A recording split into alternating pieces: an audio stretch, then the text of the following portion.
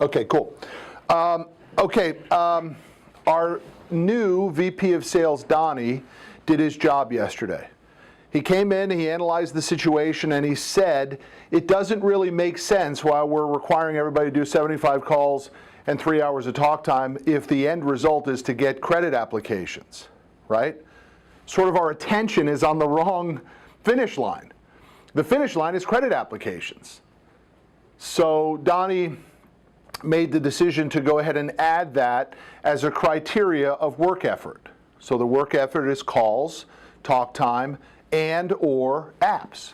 So for those of you who are troubled, frustrated, anxious about how you can do your calls and they're getting in the way and all that sort of stuff, well, Donnie just created another metrics for you, okay, which is app flow. That's the end game anyway. Without the app, we don't have an opportunity. So use that as a trust factor that the VP of Sales is doing his job and trying to figure out what makes sense here, okay? And then not only creating the idea, but then launching it to the group, okay? Because all of it connects to this concept of acres of diamonds, guys, right? How do we mine our existing customer base to build an insurance policy of rev, right? So there's nothing better than this from our buddy Zig, and I couldn't tell a story any better than he can, so here it is. Inspiring true performance. Because I believe this is a story of life. I believe it's your story. I believe it's the story of America. I believe it's the story of success. I got a couple of good friends who many, many years ago were riding around in the South Alabama foothills. It was a hot August day, and they got thirsty.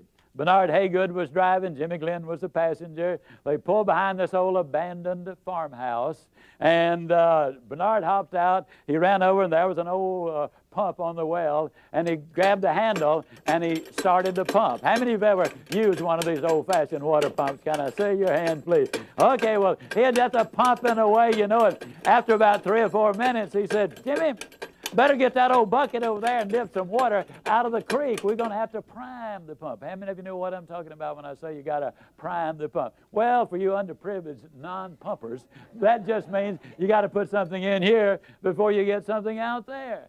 See, unfortunately, a lot of people stand in front of the stove of life and they say, now, stove, you give me some heat, then I'll put some wood in you.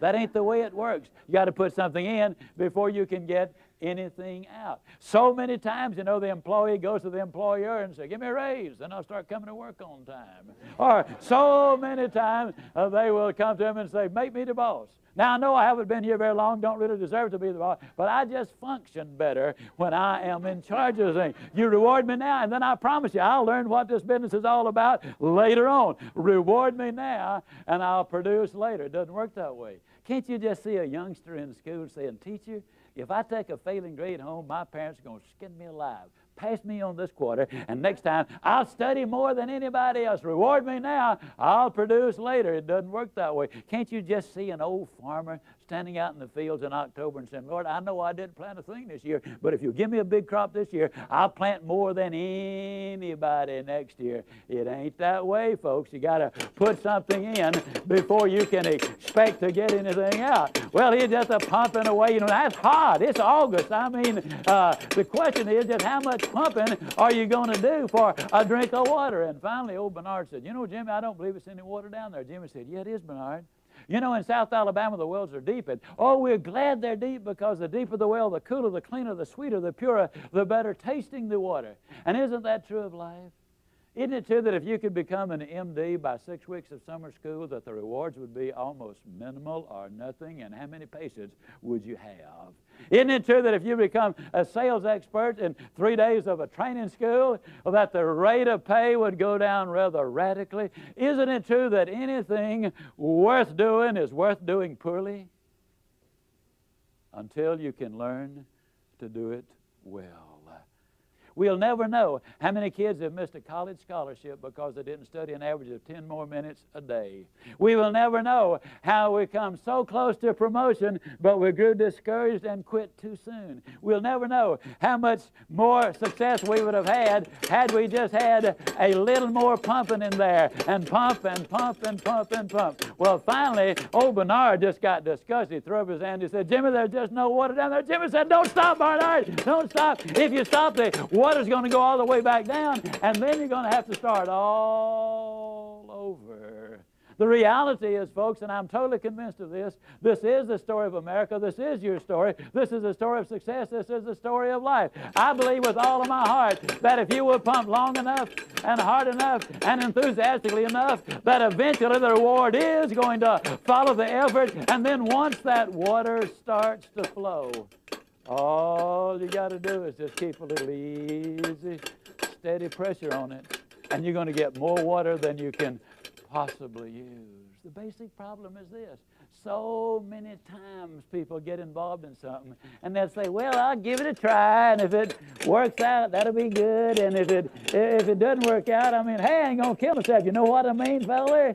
Well, I got to tell you something, folks. You're going to pump forever like that before anything happens. When you get into something, grab that sucker and get with it. And then once the water starts to flow, then, ladies and gentlemen, that's what Strategies for Success is all about. He's the best, man. Inspiring truth. He's such a legend. I just wonder, what kind of suitcase do you think he had to have to bring that well to all those speaking engagements, right? That damn thing's probably heavy, too. So look, oddly enough, we have one person in this organization on the sales floor who doesn't have this as a real-life example, and that's Bobby. You're still pumping that well. But for everybody else here, you already have pumped that well, guys.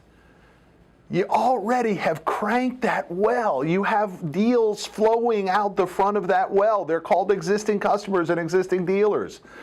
The company has stressed the importance of calling the customers and the dealers every 30 days. But for some reason, some of us come in here every day and we think we have to start from zero. And you forget that you've already done a lot of work. You've already built this amazing foundation that should give you 50% guarantee that if you do business with that dealer again, you're going to get more business from them.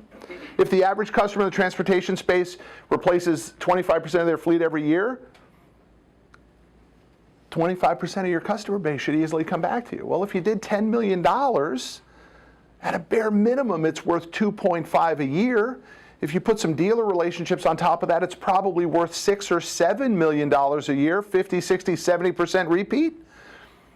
But yet we come in here and we say, I got to start from scratch. I got no customers. I got no dealers. I'm under pressure to meet my number. It's because you're not realizing that you've already pumped and primed the well. You really just need to do some of this, maintenance. Got me? Where are those customers and those dealers? It's Donnie's challenge. He and I are working on it all week, all attention on how do we fix this mining our acres of diamonds problem. And the thing that I keep coming down to, Rich is pulling data and we're going to overlay the data and we're going to cut and slice and dice it and we're going to do percentages and ratios and compensation plan against it and try to show all that sort of stuff. But the reality is you have to believe that you're not starting from zero every day. You already have 50, 60, 70% of your number built in just by showing up and calling your customers and dealers. That's the message for this week. Mine your acres of diamonds. Because the work, the well has already been primed. You did it. The company didn't do it for you. You did it. So now just get in there and crank this thing. Not at that level of intensity. Bobby, you still got to do it like that. Some of you who are coming up short on your number, you got to go like old Zig. But for some of you, it's just this. But you don't. You don't click that previous deal button on the first of the month and start at A and go through Z. I don't know why. I'm going to try to give you some data this week to help you see it. Showed you old Zig trying to have a heart attack pumping the well, trying to give the story. You got to see it. Stop beating yourself up every day coming in here saying you got zero. You don't have zero. You have lots. 50 or 60% of your number is already built in if you just prime that well. Then you start to ask for repeat business, ask for more market share, ask for referrals. What do I need to do to get more business from you? We're going to run a big competition. Donnie and I are going through it right now. We might do something as big as a marlin fishing trip out of Cabo San Lucas. where we fly in our top 5 dealers who send us the most applications between now and the end of the year, and we go to Cabo in January. Why are we going to the shitbag Galveston, right? If we're going to do it, let's go to freaking Cabo. Let's go to Cancun. Let's go to Isle Morada, Florida. Let's fish for some big fish on a badass boat, right? Let's not nickel and dime it for these guys. If we're serious about it, who the hell wants to go to Texoma or Galveston anyway? Let's go big on it. Let's make it a competition that might be a once-in-a-life competition for those dealers. They're never going to go to Cabo and fish for marlin on a 50-foot Hatteras.